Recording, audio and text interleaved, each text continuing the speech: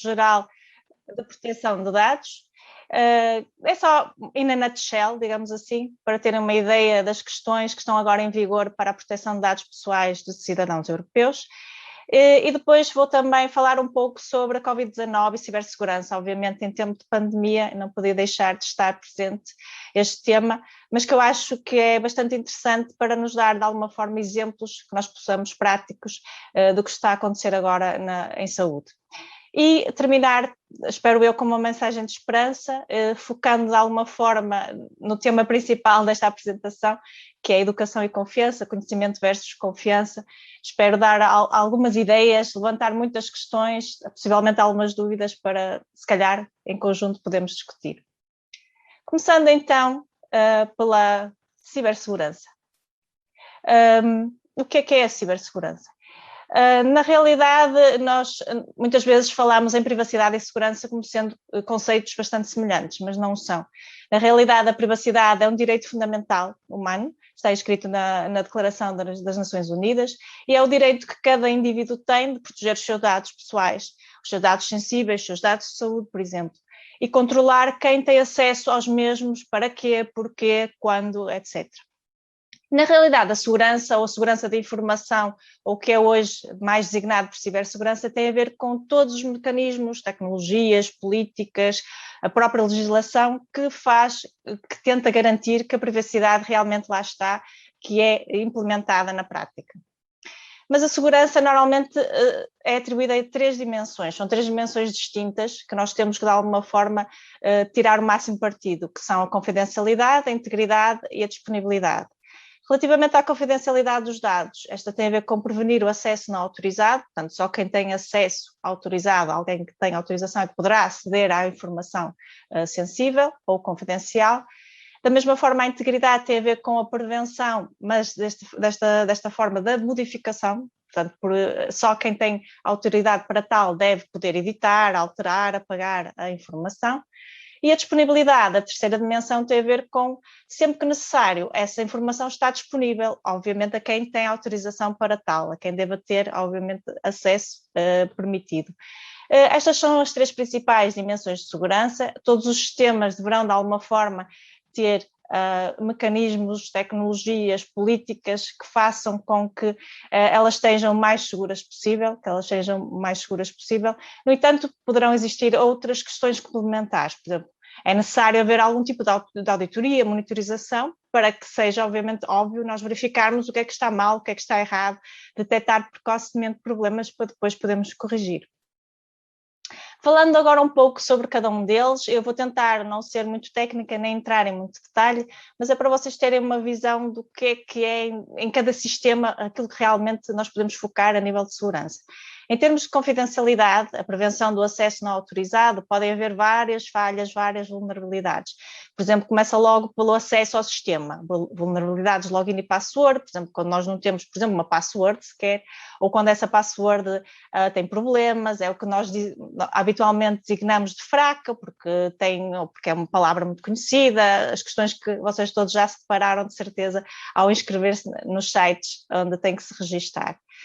Também existem questões, problemas a nível que nós chamamos de sniffing, que é alguém que está a verificar ou à escuta na rede, a olhar, a aceder indevidamente ao canal por onde a informação está a passar, e aí poderá ser porque, por exemplo, a própria informação não está cifrada e não vai codificada e é fácil alguém verificar tudo o que está a passar nesse canal. Pode haver também erros de controle de acesso. A parte de controle de acesso tem a ver com dar acesso aos recursos a determinado sistema, a determinada pessoa ou a determinado processo, e poderá, por exemplo, haver acesso a mais. Por exemplo, há uma pessoa que tem, ou algum indivíduo que tem mais privilégios de aceder a determinada informação, quando não deveria ou não seria necessário ter tantos acessos. Portanto, neste caso é mais um erro de política, na implementação da própria política, em que os acessos a determinados recursos não está a ser bem feito. E a questão da partilha de passwords, já falei das passwords logo no início, mas obviamente quando nós partilhamos a nossa password, nós deixamos de ser um indivíduo e passamos a ser um grupo. E é muito difícil depois nós conseguimos provar ou garantir que não fomos nós que fizemos determinada problema ou se calhar originamos determinado problema no sistema. Portanto, a questão da partilha das passwords inutiliza de alguma forma a questão da confidencialidade depois, e do controle de acesso, porque nós não sabemos depois quem é que acedeu a quê, e fica muito complicado, de alguma forma podemos responsabilizar e detectar e prevenir e depois corrigir esse problema. Temos também, do lado que temos riscos e vulnerabilidades, obviamente também temos de ter alguns mecanismos que normalmente estão implementados no sistema para tentar detectar, idealmente prevenir primeiro e depois, obviamente, detectar, se não for o caso da prevenção, o mais precocemente possível para tentarmos corrigir esses problemas. Temos a questão da autenticação, já falámos, ter que verificar se existe realmente uma autenticação adequada ao sistema, não só a nível de login e password, mas pode ser uma autenticação a nível de controle de acesso, como um cartão, um PIN, ou até, mesmo em termos de biometria, por exemplo, o fingerprint ou mesmo a íris. Em certos casos será necessário usar esse tipo de autenticação. A questão do controle de acesso, portanto, como eu já falei, ter as políticas, os modelos corretos que nos garantam que realmente quem tem acesso a quê é o correto para aquele sistema, para aqueles recursos. E a questão da cifragem, que nós chamamos de criptografia, em que nós podemos codificar a informação que vai nos canais, que é comunicada de aparelhos ou dispositivos para dispositivos. Se ela for obviamente codificada, será mais difícil de perceber o que lá vai, e só quem tem autorização ou acesso à chave pode decifrar essa mensagem, poderá obviamente aceder à mensagem original. E, mais uma vez, a questão da auditoria e monitorização, que tem que estar sempre presente, porque obviamente nós temos que perceber onde há falhas, detectá-las o mais rápido possível e corrigi-las, obviamente. Vou só falar um pouco sobre a questão da criptografia e dizer que existem alguns algoritmos diferentes em termos, para cifrar o conteúdo das informações ou das mensagens. Existe um dos primeiros que ainda existe, mas que já está a ser um pouco obsoleto, que é os algoritmos de chave simétrica. Estes algoritmos, a ideia é que a mesma chave, ou o mesmo código, pode ser usado para cifrar uma mensagem e essa mesma chave é usada para decifrar, ou seja, cifrar e decifrar é usada sempre a mesma chave. E normalmente nestes algoritmos nós temos a mensagem original, que nós designamos em inglês de plain text, e temos este código que designamos de chave e que, misturando com cálculos matemáticos, nós conseguimos de alguma forma misturar e codificar essa mensagem. E, utilizando novamente essa mesma chave, nós conseguimos reverter o processo e voltar à mensagem original. Este algoritmo tem bastantes vantagens. A principal é por ser bastante rápido, a chave só tem que ser do tamanho adequado, mas um dos problemas principais é que a chave, se nós queremos obviamente partilhar a mensagem com um grande grupo de pessoas, a chave tem que ser distribuída de forma segura entre todos eles, e isso põe uma questão muito complicada, porque nem sempre é fácil nós garantirmos que a chave chega ao destinatário, aquele que nós realmente queremos que chegue de forma segura, sem ser interceptada, por exemplo, no meio da comunicação.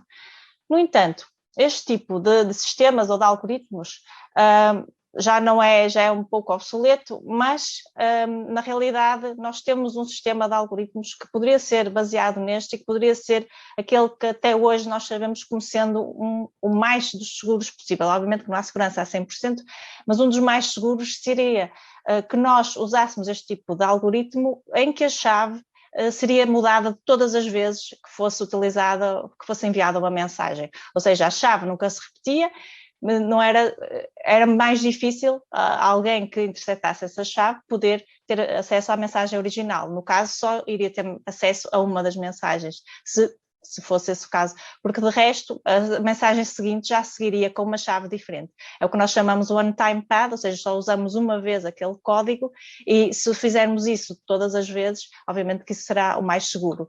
No entanto, não será o mais adequado, porque em termos de performance nós estamos a gerar uma chave para cada mensagem, cada comunicação que vamos ter no mundo inteiro. Obviamente que isso para já não é possível, mas eu vou falar um bocadinho mais à frente sobre isto.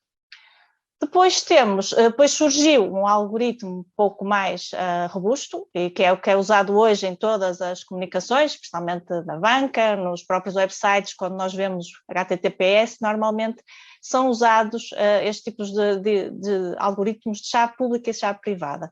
O que acontece neste caso é que a chave pública está disponível, é essa mesma designação, é pública, e a chave privada deverá ser uma chave única e intransmissível de cada indivíduo, em que esse indivíduo detém essa chave, deve obviamente protegê-la o melhor possível para que ela não seja, para que não seja interceptada por mais ninguém.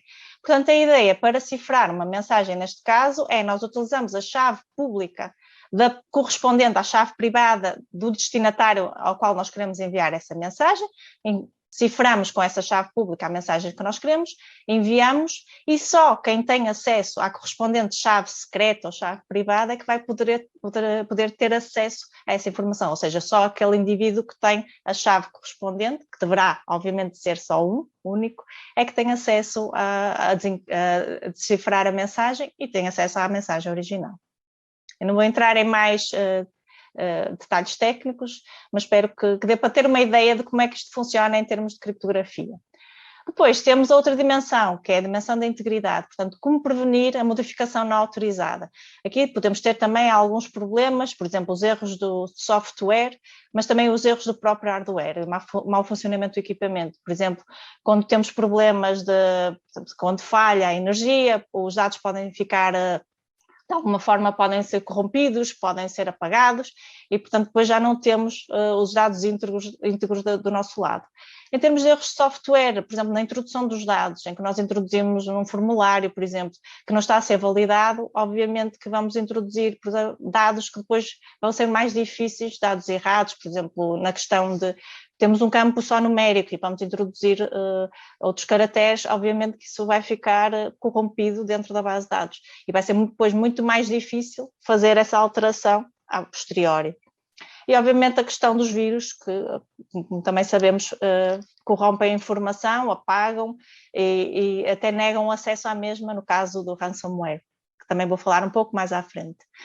Portanto, o que nós podemos fazer para tentar garantir a integridade, temos alguns mecanismos, como eu já falei, eu estou a dar só alguns exemplos, a questão das assinaturas digitais, em que nos permitem, usando também os sistemas de criptografia que eu já falei, permitem-nos de alguma forma verificar se a mensagem foi ou não corrompida, que eu já vou explicar um bocadinho mais à frente.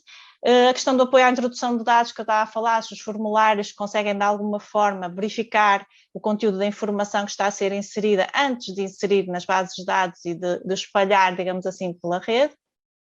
Standards e codificação também nos ajudam a uniformizar a forma como os dados são inseridos, como são armazenados, como são depois, como interagem depois entre si. É muito mais fácil essa uniformização, até porque também é mais fácil, se os dados estiverem uniformizados, depois nós detectarmos problemas de integridade no meio dos mesmos dados.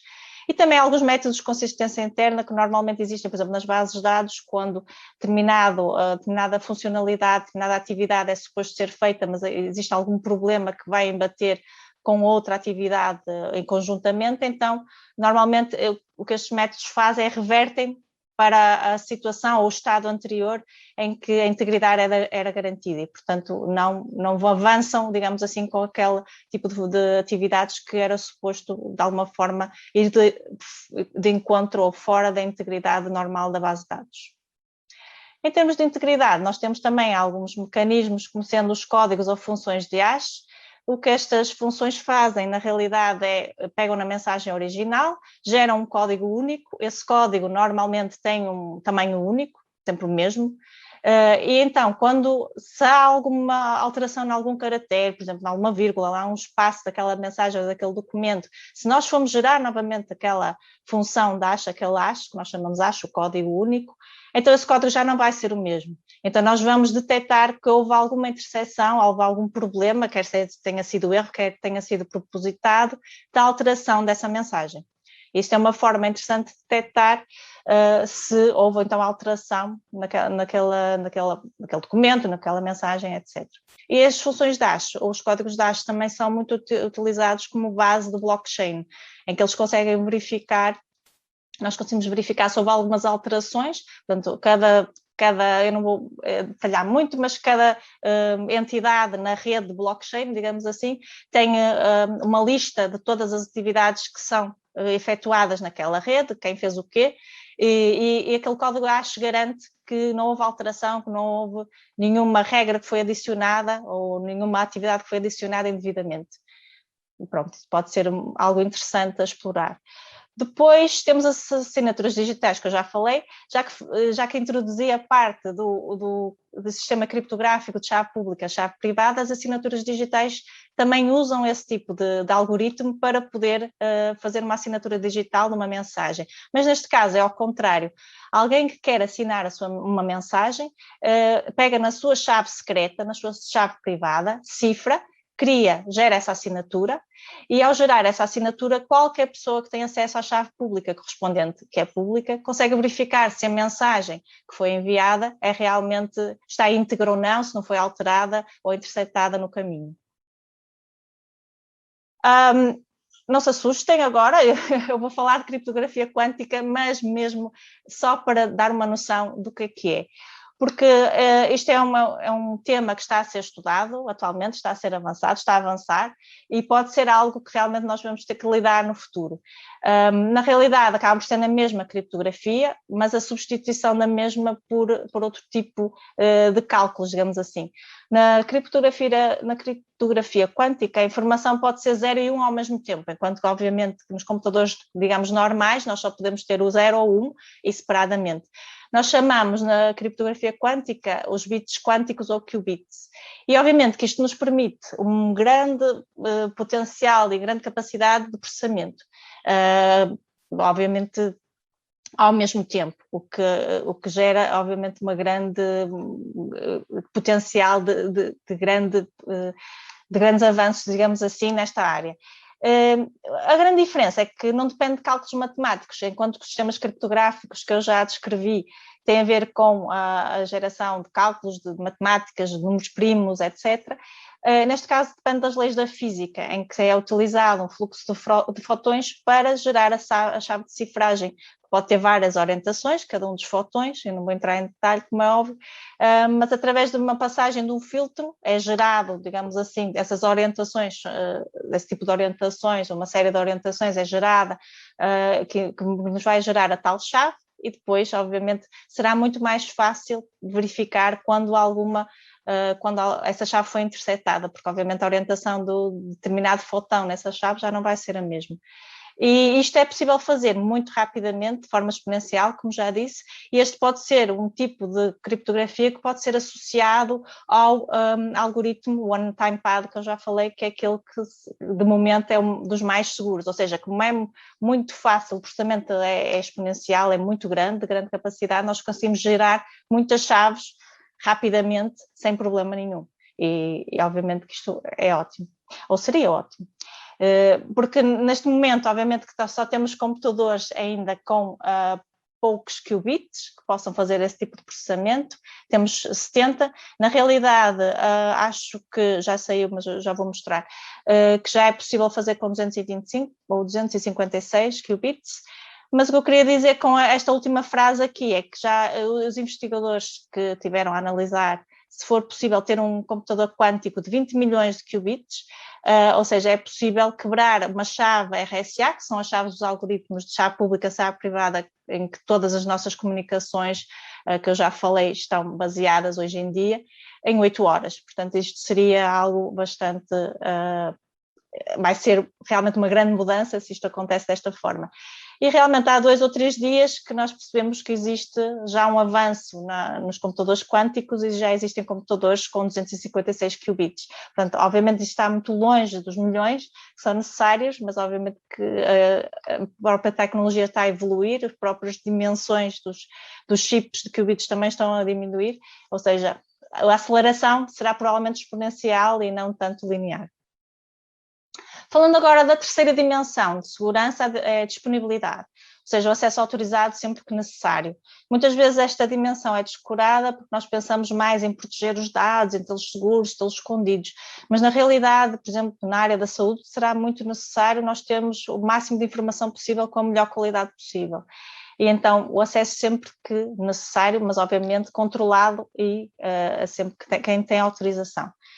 Problemas, podemos ter as falhas nos equipamentos, obviamente, falhas físicas e falhas de software, como já falei anteriormente, as causas naturais, por exemplo, incêndios, inundações, há algo que pode de alguma forma afetar os equipamentos, as redes, cortes de energia, por exemplo, e os próprios ataques mais dentro dos próprios sistemas, como os ataques de denial of service, em que são aqueles ataques em que o processamento das máquinas vai decaindo com a dimensão do número de dados ou de transações que são efetuadas a determinadas máquinas, ou seja, as máquinas já não conseguem responder em tempo útil e começam a ficar cada vez mais lentas e muitas vezes param de trabalhar.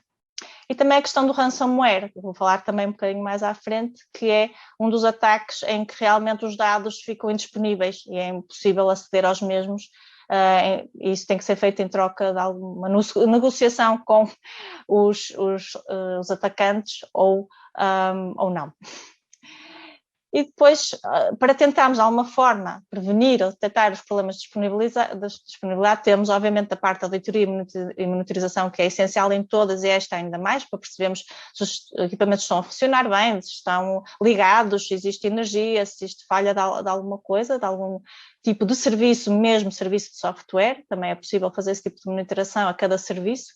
E obviamente ter backups, ou seja, as cópias de segurança, quer a nível do próprio equipamento, quer a nível dos dados que os equipamentos têm. No entanto, não é só ter as cópias de segurança dos dados, é preciso perceber que elas estão em locais diferentes, de preferência ter pelo menos 2 cópias em locais físicos diferentes, e perceber se realmente aquilo que nós estamos a copiar, se depois nós conseguimos repor facilmente e se é aquilo realmente que nós estamos a fazer backups, porque pode acontecer o caso em que muitas vezes ao repor nós temos os dados, estamos contentes que temos os dados, vamos repô-los ou não conseguimos repô-los ou porque entretanto mudou a versão do software e aquilo já não funciona, ou porque na realidade aqueles dados que nós achávamos que estavam a ser feitos backups realmente não estão a ser e são muitos. E, portanto, isto é muito importante ter em conta, porque sem o sistema não adianta nós termos um sistema bastante seguro e bastante protegido quando depois queremos usar os seus serviços e não conseguimos. Mas a segurança não é só criptografia, não é só redes, os domínios de segurança são muitos, são bastantes, são mesmo ortogonais a muita coisa. Vão desde o risco, a gestão do risco, a definição de políticas, a definição de gestão de todo o sistema, não só a nível técnico, mas também a nível logístico, a nível humano, etc. A verificação também da segurança dos próprios dados, dos próprios recursos, quem tem acesso aos dados, quem são os donos dos dados, durante quanto tempo esses dados devem ser retidos. E, obviamente, a questão que eu já falei da criptografia, dos modelos, a própria segurança física, que muitas vezes é descurada, porque se obviamente nós queremos ter firewalls e queremos fechar a nossa rede, se depois os sistemas nós podemos entrar de forma fácil, estão até numa sala com uma porta aberta, etc., obviamente que isso não vai ser muito útil. Temos também, obviamente, a segurança das redes de comunicações, que é um dos óbvios, a parte da gestão de identidades e de acessos, que também é muito importante, controle dos acessos, quem tem acesso a quê, gerir e atualizar sempre que alguém sai, sempre que alguém entra, verificar se os recursos estão realmente bem atribuídos. Temos a parte de testar, de verificar se realmente as coisas estão corretas, estão no sítio, testar se quando há problemas, até testar próprios ataques internamente para perceber se existem algumas falhas e vulnerabilidades que necessitam de maior atenção. A parte da recuperação e monitorização, portanto, existem também uma série de políticas e definição de processos para a recuperação de ataques, o que é que se deve fazer, qual é a sequência de processos, também é muito importante. E a parte também do software development, que obviamente que deve, de alguma forma, ter no seu ciclo de vida todos os processos feitos de forma ao que nós chamamos agora privacy by design ou security by design. E, portanto, eu tinha aqui mais uma questão de discussão, mas que na realidade já falei um pouco sobre ela. Qual é a dimensão mais importante? Na realidade, a dimensão mais importante são as três, porque as três têm que estar o mais equilibradas possíveis.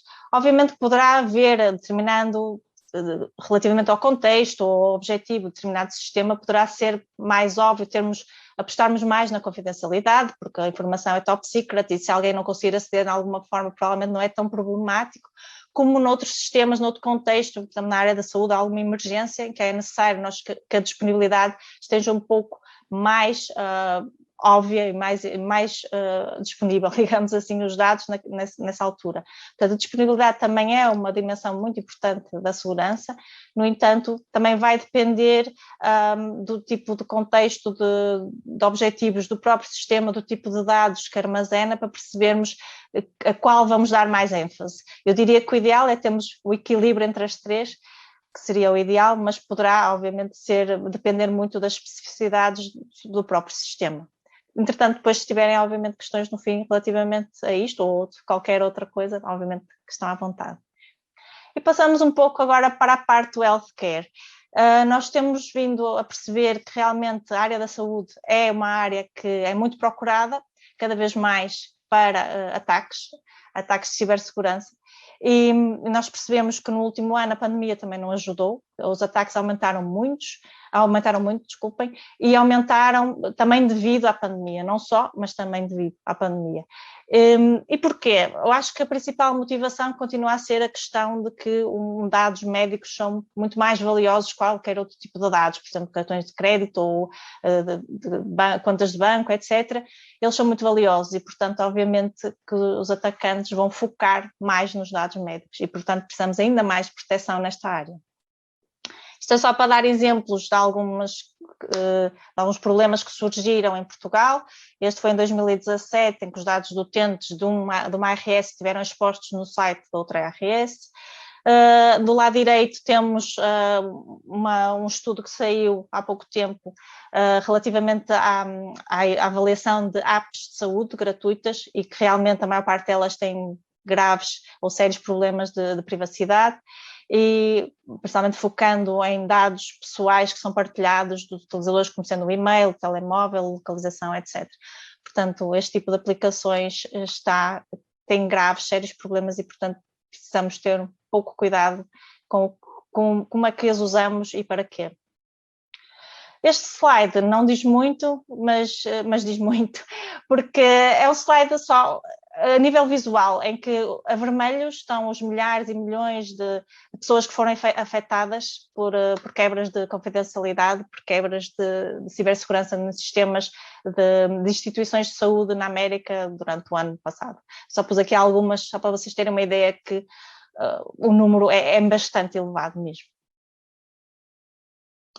Agora, fazendo uma quebra da parte da introdução dos conceitos de cibersegurança, vamos então falar um pouco, mesmo na nutshell, muito rapidamente, sobre os requisitos do Regulamento Geral de Proteção de Dados. Portanto, fazer de alguma forma, para nós termos uma ideia quais são os requisitos que nós temos que ter quando processamos como dados pessoais de cidadãos europeus, portanto, normalmente os nossos dados.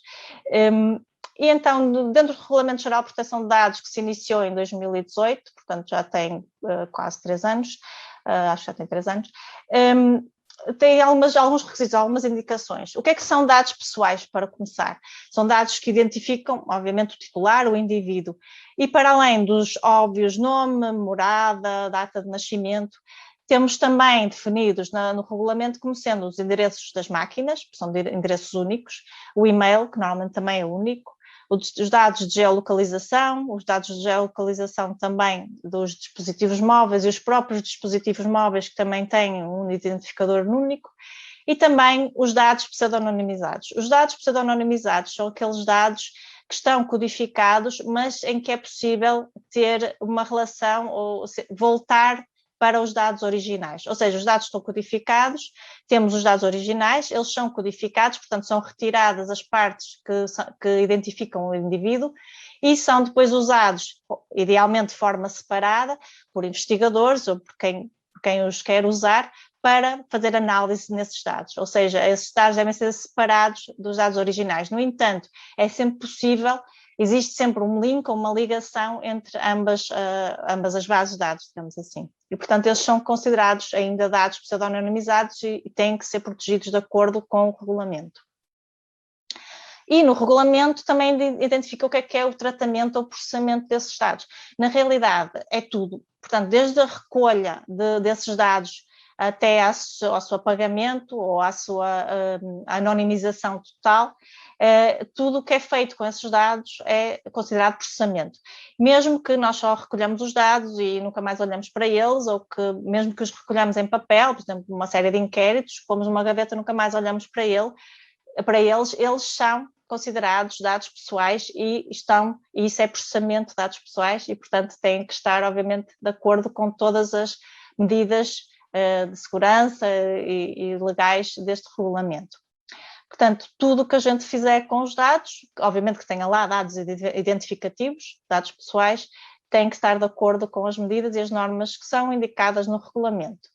Para além disso, os dados de saúde são considerados dados de categorias especiais, ou seja, ainda mais explicitamente tem de ser feito e de forma ainda mais protegida.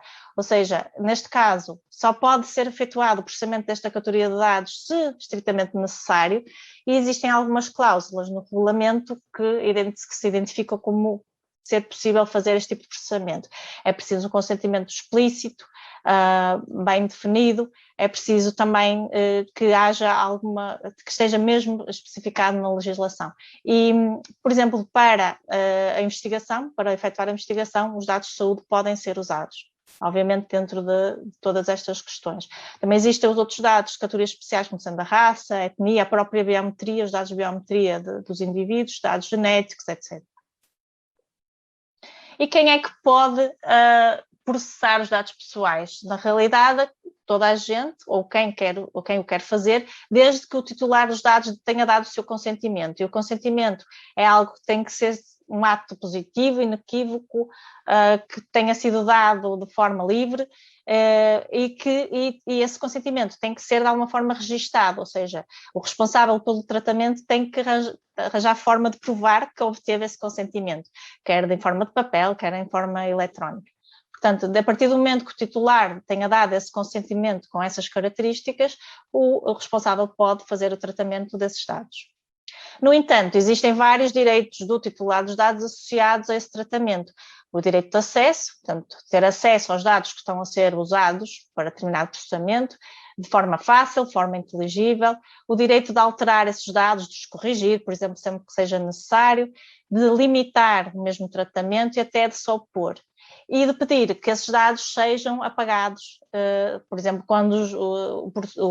quando o prazo para o processamento desses dados já acabou, já terminou, e obviamente que isso já deve ser por lei, devem ser apagados. No entanto, poderá haver outras situações em que haja justificação para ser pedido o esquecimento ou o total apagamento dos dados referentes a determinado indivíduo.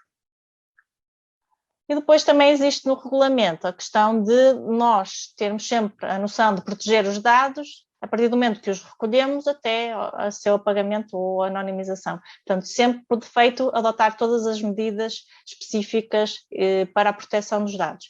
Existe também aquela questão que é o princípio da minimização, portanto, que faz sentido também de acordo com a proteção desde a sua recolha, por concessão e por defeito, porque se nós não necessitamos determinados dados que podem ser identificativos, por exemplo, o caso de um código postal ou uma morada, mesmo uma data de nascimento, obviamente que nós vamos só recolher os dados pessoais que nos interessam, que realmente vão ser usados, porque assim garantimos que só temos que proteger aqueles dados, não vamos pedir dados que depois não vão ser úteis e podem, obviamente, aumentar o risco de serem, de alguma forma, violados.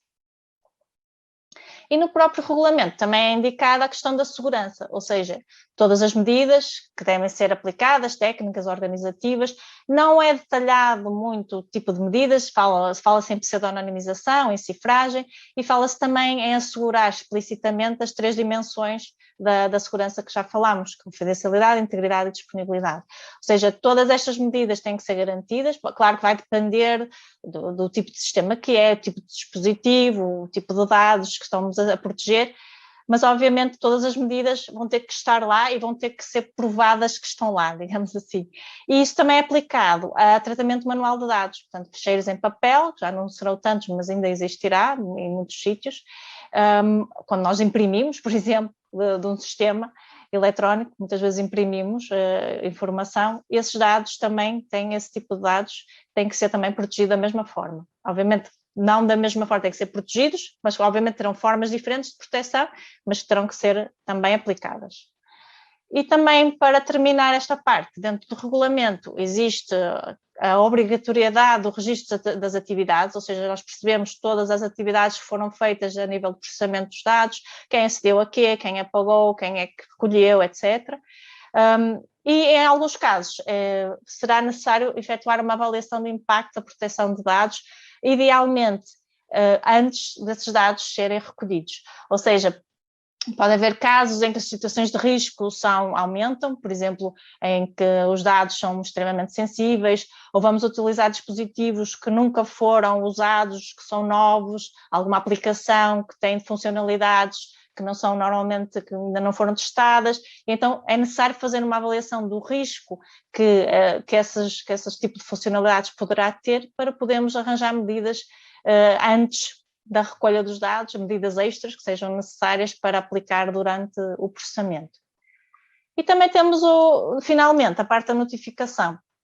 Ou seja, anteriormente ao Regulamento Geral de Proteção de Dados, também já havia uma série de questões que tentavam, de certa forma, proteger os dados pessoais. No entanto, a grande alteração, digamos assim, para além das coimas, das elevadas coimas, tem a ver com o facto de, anteriormente, a Comissão Nacional de Proteção de Dados, que é a autoridade de controle que verifica se está tudo a agir em conformidade, se houve algum problema, alguma quebra de segurança, etc.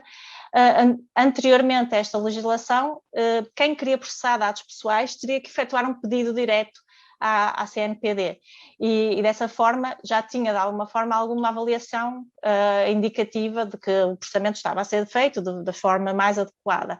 No entanto, agora cada responsável é responsável, ou seja, tem que ser por si a fazer cada uma destas aplicar todas estas medidas, e se houver algum problema tem que notificar obrigatoriamente a CNPD em 72 horas. Portanto, desta forma não existe esse apoio tão direto, digamos assim, e portanto é importante ter alguma noção deste tipo de regulamento, o que é que nos afeta, principalmente nas nossas atividades. Só para acabar, já existem algumas instituições, algumas bastantes, mais lá fora, nos outros países da Europa, que foram multadas relativamente ao regulamento.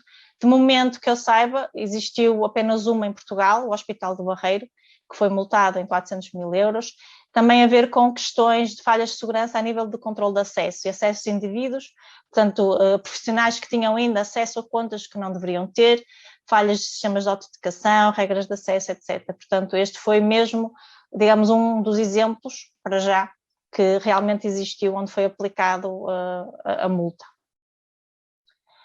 Outro ponto de discussão que eu tinha aqui era tentar perceber se realmente o regulamento acaba por melhorar as questões de proteção de dados, ou se será mais um entrave, um obstáculo à utilização dos dados para todas as mais variadas atividades que nós temos na nossa sociedade, digamos assim.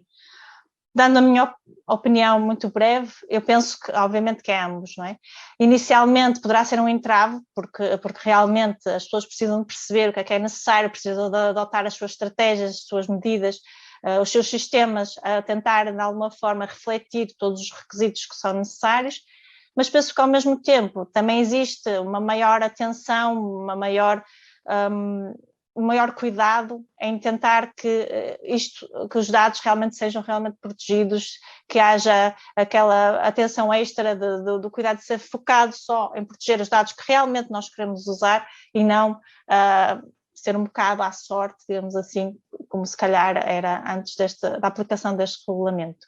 Mas poderão-me dizer no final se concordam comigo ou não. Passando então para a parte do Covid-19 e cibersegurança.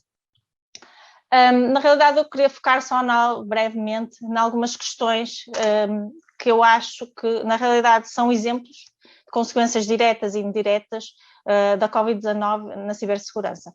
Não tem a ver tanto com existirem novos ataques ou novos modelos de ataque ou coisas estranhas, mas na realidade os ataques são os mesmos, só que foram exacerbados, foram mais potenciados, se calhar até mais motivados, assim, digamos que todas as características de tudo o que surgiu com a pandemia levou a que que fomentasse ainda mais este tipo de questões. Portanto, realmente com o Covid-19 acaba por ser um exemplo que eu consigo, de alguma forma, traduzir algumas questões que eu gostava de discutir convosco. Que tem a ver com, realmente nós precisamos dos dados pessoais dos doentes para compreender a doença, para analisar as cadeias de infecção, para perceber quais são as melhores formas de tratar os doentes, etc., e agir de forma rápida. No entanto, nós também temos, não só devido à regulamentação que vocês já viram que é preciso aplicar, mas temos que proteger a privacidade e a segurança dos doentes.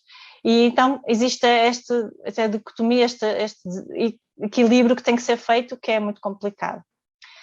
Só para dar alguns exemplos, no Reino Unido já houve algumas questões de quebras de segurança relativamente aos dados do Covid-19. Cá em Portugal, o ano passado, também houve uma questão em que também haveria a questão da violação de sigilo dos doentes, que estavam disponíveis publicamente relativamente ao Covid-19. Portanto, os problemas existem. Estes são aqueles que nós conseguimos saber e que estão expostos. Portanto, em termos de consequências diretas ou indiretas, eu vou falar um pouco sobre cada uma, espero não tomar muito do vosso tempo. Em questão das consequências diretas, lá está, já falámos da partilha dos dados, nós precisamos ter acesso aos dados para investigação, tratamento, etc. E aquilo que surgiu também mais recentemente, a questão do contact tracing. Obviamente que antes não havia aplicações, o contact tracing nestes casos era feito manualmente. No entanto, obviamente, com a ajuda da tecnologia, pode ser feito de forma mais automática. No entanto, este é um bom exemplo onde nós podemos, de alguma forma, discutir questões em que qual é o equilíbrio que nós temos entre partilhar os dados, entre aceder ao mais possível, ao maior número de dados e como é que garantimos a privacidade desses dados. No caso das aplicações de contact tracing, nós queremos, obviamente, que sejam o mais anónimas possíveis, mas na realidade, se elas forem totalmente anónimas, nós depois não conseguimos garantir a sua integridade, não é? Nós não conseguimos perceber se os dados que foram adicionados, foram alterados, foram apagados, são realmente verídicos, nós não conseguimos garantir isso. E então tem que haver sempre a cedência de algum tipo de privacidade para uma entidade responsável que consiga controlar isso, consiga verificar, fazer essa verificação, mas que nos garanta que realmente a nossa privacidade está lá. Também pode haver, neste caso, a falta de literacia em termos de IT, de cibersegurança, que faz com que se exponha mais este tipo de vulnerabilidades e riscos. Na interação com a aplicação, as pessoas podem perceber muito bem que tipo de dados é que estão a partilhar, se é seguro ou não, em que ambientes é que o podem fazer, etc.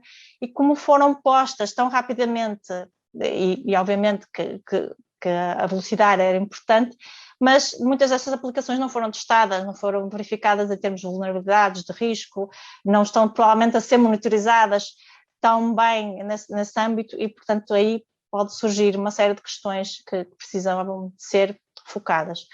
A questão do Bluetooth, eu queria só indicar, porque não é tanto a questão de ser uma falha técnica, porque o Bluetooth, em algumas das suas versões, tem realmente vulnerabilidades, mas é a questão dos limites físicos. Portanto, o Bluetooth atravessa paredes, atravessa viaturas e, portanto, nós podemos não ter estado em contacto e isso pode elevar os falsos positivos, por exemplo, na questão desta pandemia. Portanto, são só algumas questões que eu ponho para vocês pensarem um pouco, tentarem, de alguma forma, analisarem também e perceberem no vosso contexto se fazem ou não sentido. Temos outra questão, consequência direta, que eu até acho bastante mais grave, que é a questão da fraude e do roubo. Isto tem aumentado muitíssimo, principalmente no último ano, aumentou muitíssimo os ataques de phishing, de ransomware, as campanhas falsas, de mensagens falsas de angariação de fundos, de compras online, que obviamente nós tivemos e temos que fazer muito mais. E a questão do ransomware, eu quero focar num dos exemplos que é o ransomware. Portanto, as pessoas estão isoladas, são alvos fáceis, têm dúvidas, incertezas, são muito mais fáceis de manipular e influenciar nesta altura. Já eram antes da pandemia, agora têm um extra que ainda dificulta ainda mais. Na questão do ransomware, é muito complicado, porque o ransomware acaba por ser um ataque em que os atacantes vão retirar os dados, ou vão escondê-los, ou vão cifrá-los de forma a que comprometam a disponibilidade dos mesmos. E depois as instituições não têm acesso a eles, e obviamente que eles vão fazer chantagem até conseguirem o que querem, normalmente é dinheiro, grandes quantidades de dinheiro, para poder de alguma forma fazer a troca. No entanto, é sempre complicado, porque em casos destes, se não se negocia, pode ter na saúde consequências muito graves. E realmente um dos ataques, um dos primeiros que foi de alguma forma relacionado com o ataque de ransomware, que um doente faleceu na Alemanha. Está mesmo registado. Mas mesmo pagando o resgate, neste caso, não há garantias. Portanto, isto não tem tanto a ver com a cibersegurança, com as tecnologias, mas mesmo com o próprio ambiente que proporciona, não é? Porque estes ataques e resgates sempre houve, e agora eles estão mais fáceis, digamos assim, de efetuar nas redes e na internet. Mas mesmo pagando não há garantias, não é? Porque, de certa forma, os atacantes já têm acesso aos dados, já têm os dados, já podem fazer com eles o que bem quiserem. E foi isso que se viu neste último ano e tem-se visto ainda, que é que eles usam os dados para depois continuarem a fazer a exploração. Portanto, neste caso, vão aos donos dos dados, neste caso os doentes, eles próprios vão fazer chantagem com os doentes. Portanto, é cada vez mais bem organizado e mais destrutivo. E pode haver aquela questão estranha que é se a empresa ou a instituição paga, e no seu ambiente e no seu contexto jurídico, digamos assim, pode ter que pagar também uma multa porque pagou a atacantes, portanto, a ladrões, digamos assim. E, portanto, é muito complicado gerir este tipo de ataques. Pode começar, por exemplo, com phishing, pode começar com alguma vulnerabilidade do sistema em que eles conseguem ter acesso, e a partir do momento que, mesmo que os dados venham de volta e esteja tudo em ordem, que nem sempre poderá ser o caso, obviamente que é preciso verificar qual foi a vulnerabilidade primeira e como é que, se esse buraco já foi tapado para que não seja explorado novamente. E, portanto, é uma série de questões só envoltas num tipo de ataque que é preciso ter bastante atenção. Isto são só gráficos para percebermos já a questão da exponencialidade do número de ataques que tem havido e em ambiente de saúde. Portanto, este é um gráfico de abril deste ano, em que realmente a área da saúde tem sido bastante atacada. Até do facto de que saiu uma notícia que os Estados Unidos querem dar a mesma prioridade que dão ao terrorismo, ataques de terrorismo, ataques de ransomware. Focando agora noutra das consequências diretas, a questão da vulnerabilidade dos próprios sistemas nas instituições de saúde. Já antes da pandemia, haveria provavelmente questões de orçamento, da parte das atualizações dos sistemas, parte de falta de expertise neste tipo de questões, a falta da interoperabilização. Portanto, isto torna os sistemas menos resilientes, porque se os sistemas não conseguem comunicar bem entre si, obviamente se houver uma falha, vai ser mais difícil eles conseguirem de alguma forma recuperar e perceber onde é que está o problema. E obviamente com a pandemia, obviamente a pressão posta nos sistemas de saúde foi ainda muito maior, e tudo isto, obviamente, que não melhorou. Falando agora um pouco das consequências indiretas, para além de todas as consequências mais diretas a nível de dados dos doentes e a gestão dos mesmos em instituições de saúde, temos também a questão que existem outras doenças que precisam também de ser tratadas e geridas e outras emergências. E neste caso, as pessoas têm que ser tratadas via remota, muitas vezes, usando as suas próprias infraestruturas pessoais em casa, que provavelmente não estarão também tão preparadas, provavelmente também não existe o nível básico de expertise em cibersegurança para poderem verificar e melhorar os seus sistemas e terem de alguma forma a noção de detectar problemas que possam estar a acontecer.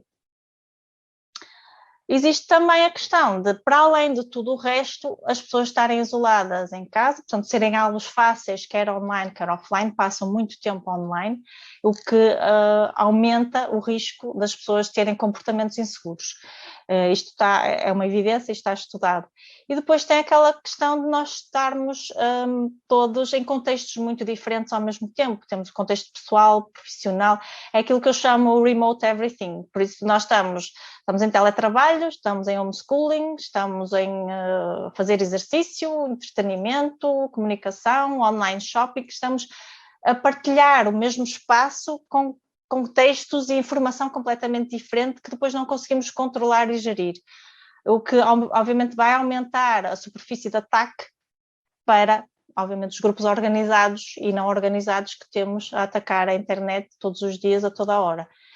Existem também acrescidas a questão do vídeo, das videochamadas, que são constantes, tal como esta, em que muitas vezes as pessoas podem deixar o vídeo ligado, podem deixar o microfone ligado, podem ter informação, por exemplo, eu podia ter atrás de mim informação sobre fotos ou outras questões que poderiam revelar informação desnecessariamente, informação pessoal que pode ser usada de forma a que sejam feitos ataques.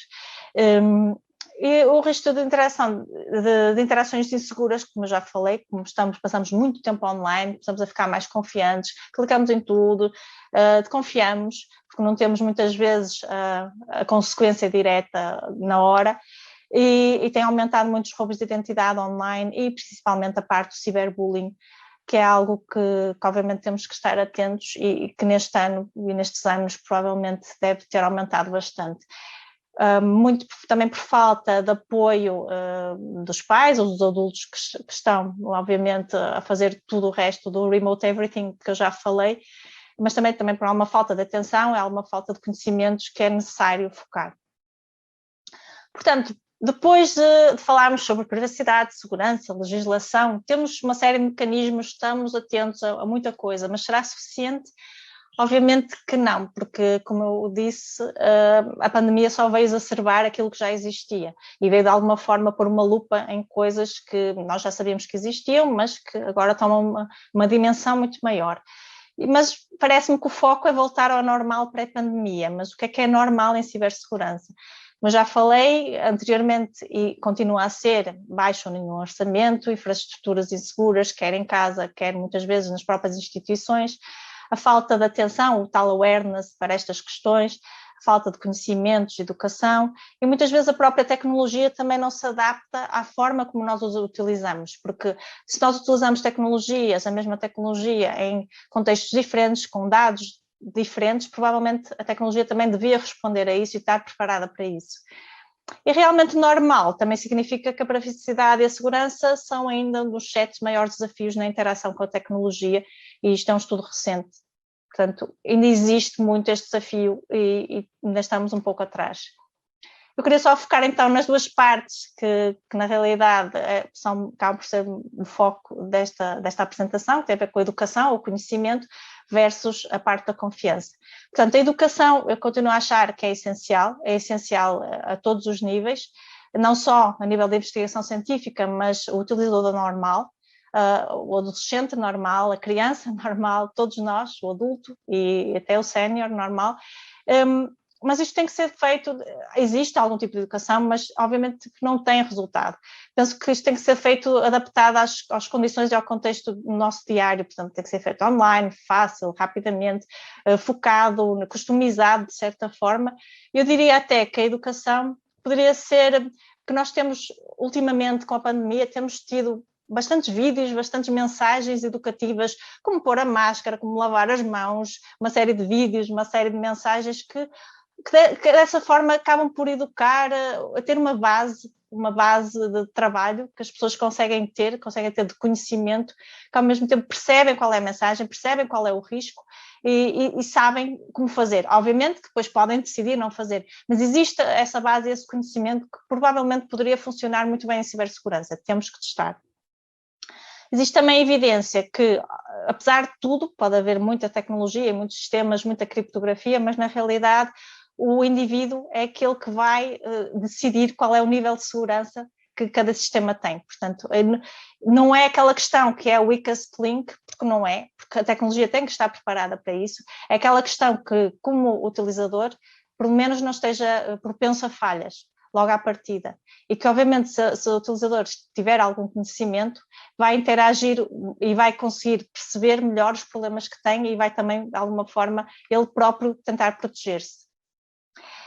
E para além disto tudo, portanto, privacidade, segurança, legislação, educação, mesmo assim, na minha perspectiva, não são garantia para um uso continuado e seguro da tecnologia, porque na realidade nós temos usado e temos evoluído como sociedade a utilizar dispositivos, devices, agora a nova tecnologia, mas na realidade as relações têm vindo a evoluir, não porque nós sabemos tudo sobre todas as ferramentas que existem, ou sobre todos os utensílios que existem, ou que conhecemos sobre tudo, mas na realidade porque existe sempre aquele espaço de incerteza que nós chamamos de alguma forma a confiança ou a trust, em que nós, apesar de termos tudo corretinho, tudo direitinho, temos sempre que dar aquele passo em frente em que temos de ter confiança naquilo que estamos a fazer. E muitas vezes isso não acontece na tecnologia. Se a tecnologia é uma relação com o device, que muitas vezes até pode ser, a tecnologia pode estar intermediária com outros indivíduos, que muitas vezes está, então existe confiança. Existe confiança na relação, existem vários fatores que podem afetar essa confiança. Muitos deles, lá está, é a segurança, é a educação, mas também é o tipo de experiências que nós já tivemos anteriormente com a tecnologia, porque é que estamos a fazer determinada interação, etc. E existe evidência que a confiança realmente pode acontecer online.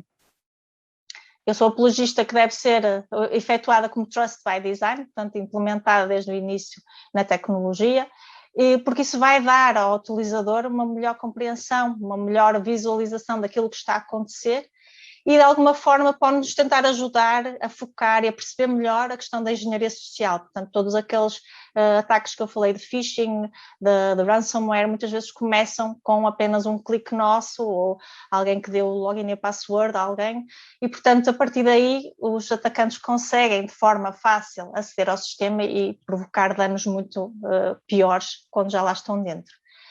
E, na realidade, existe evidência na literatura em que estudando ou propondo de alguma forma a confiança dentro da tecnologia pode minimizar a frequência de ataques de segurança ou falhas à segurança. E realmente, percebendo melhor como é que as relações evolvem ou desenvolvem com a tecnologia, nós conseguimos de alguma forma promover uma melhor segurança online e que o utilizador consiga de alguma forma distinguir entre aplicações e interações mais de confiança e outras de menos confiança.